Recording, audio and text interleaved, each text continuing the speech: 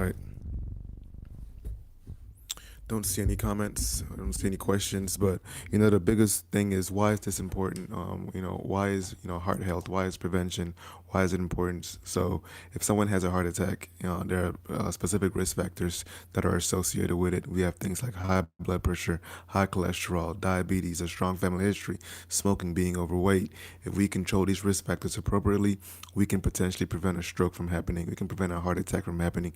We can prevent heart failure from happening, kidney disease to the point where you need dialysis. So, understanding what these risk factors are key, because a lot of people don't listen to your bodies. A lot of people don't get checked up on a regular basis, so they don't know that they have high blood pressure. They don't know that they're at risk for having heart disease. So, using this platform to discuss these things, to discuss these risk factors, to discuss what to do if you have this, so you can potentially prevent something bad from happening. Because not just stroke and everything I just mentioned previously, lifestyle too. Your lifestyle is not the best. A lot of my patients who have the end stage of these disease processes can't do anything other than just sitting down. They have kids. They want to be able to go to their child's play and not just be the person who's sitting around. They want to be able to enjoy time with their grandkids. And unfortunately, some of them are stuck. They can only do certain activities, and anything afterwards, they become short of breath. They become start having chest pain. So, if we can potentially move back 20 years and get the risk factors taken care of, we can prevent or even delay the onset of a potential heart attack or stroke or heart failure. So, what is a heart attack? This is when your heart arteries are occluded. This is when you have an occlusion to the heart artery, and if it completely occludes, there's no blood flow to that area. So if there's no blood flow, there's no oxygen, there's no nutrients, which can lead to necrosis, or that area where the heart artery is supplying to die off. And the symptoms are chest pain. The symptoms are shortness of breath. For some individuals, the symptoms are death. So you definitely want to, if you're having symptoms of a heart attack, you definitely want to make sure that you are getting checked up for it. If you guys can hear me, let me know. Um, oh yeah, but you definitely want to make sure that you are being treated for a heart attack if you're potentially having it. So, what are the symptoms of a heart attack? What are the symptoms of concerning chest pain? You have chest pain here in the mid-sternal location. It moves to the shoulder sometimes the left shoulder.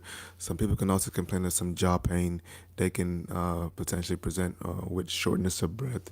So, chest pain here moves to the shoulder, associated with jaw pain, shortness of breath.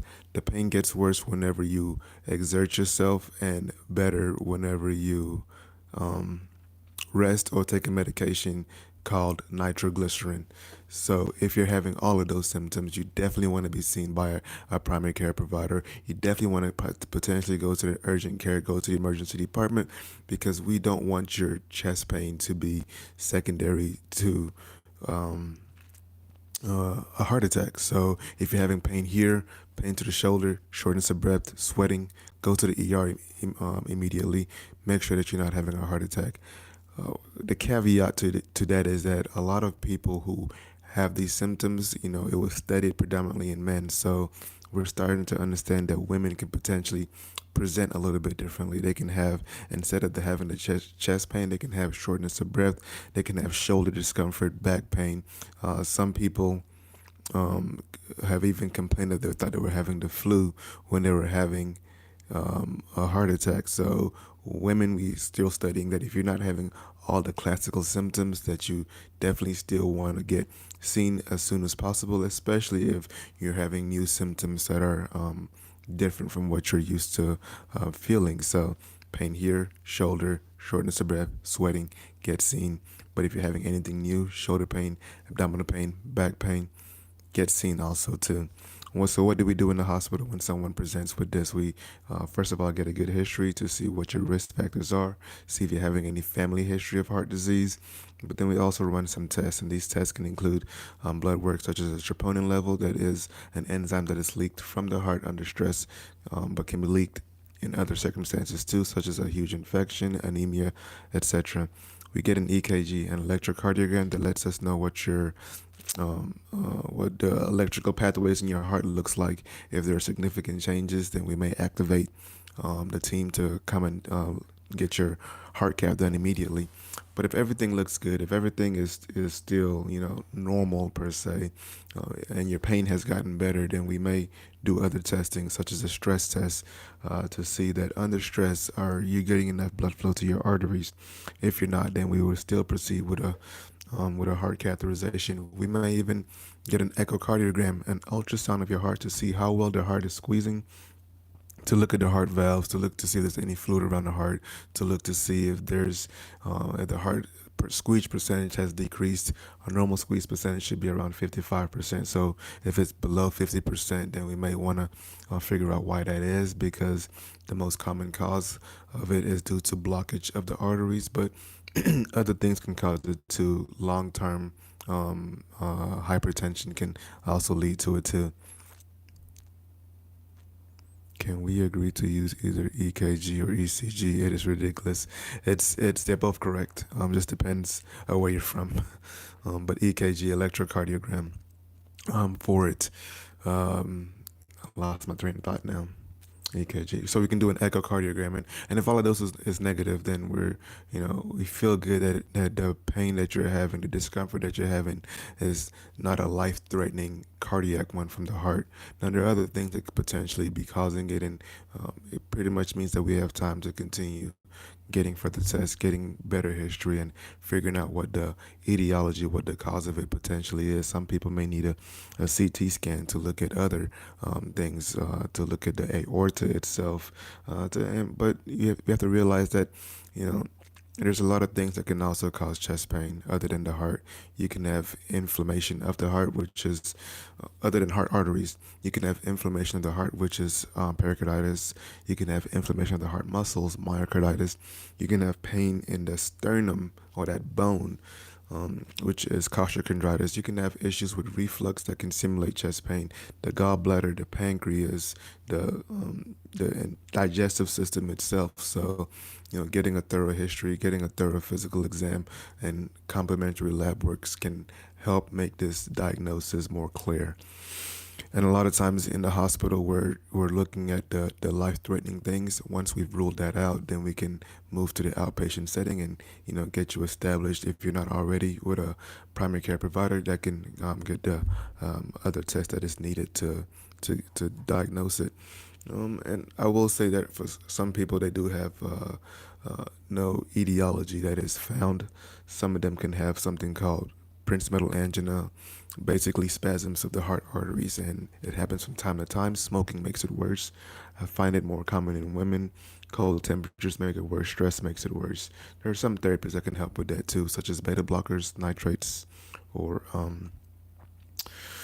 calcium channel blockers. So, chest pain is dynamic, but we want to make sure that you're not having a heart attack when you're presenting to the hospital with it. So, just understanding all of this kind of ties together to the fundamentals, knowing what your weight is, knowing what your blood pressure is, and knowing what your risk factors are, especially if somebody in your family has had a heart attack or heart disease in the past. Knowing what your cholesterol levels are too, because high cholesterol, especially high LDL, can lead to cardiac issues in the future, can lead to strokes in the future. Not just the LDL, I mean, not just cholesterol, but getting a full panel too. Sometimes lipoprotein would be helpful. Unfortunately, we don't have any absolute treatments for that yet. Um, but the biggest risk factor for heart disease is high blood pressure. So, what exactly counts as high blood pressure? This is a systolic number, top number 120 or above, bottom number 80 or above, or 90 or above, depending on when we utilize therapies. You can treat it without medications initially. Weight loss, getting enough exercise, reducing stress, making sure that something else isn't causing it, such as issues with your thyroid or with your hormones, following up with your primary care provider to get labs on you. Sometimes kidney disease can cause it. Sometimes electrolyte issues with potassium, magnesium can be huge causes of it too. But once you've lost the weight and you've made the lifestyle changes, if you're still having high blood pressure, then we have to utilize medications. And there are a lot of different medications that you can utilize for it. Some people may have side effects of it, so you want to pick the one that causes the least to no side effects as possible. So if you have issues with leg swelling, you probably want to choose the one that doesn't cause leg swelling as a side effect or ankle swelling.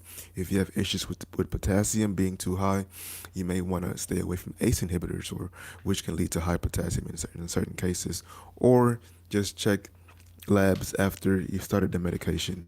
Likewise, if you have low potassium, there's some of the medications that's also a diuretic, which means that you pee out some of the fluids, so you can pee out potassium. So for those individuals, we may supplement them with potassium to make sure that their levels are in the normal range.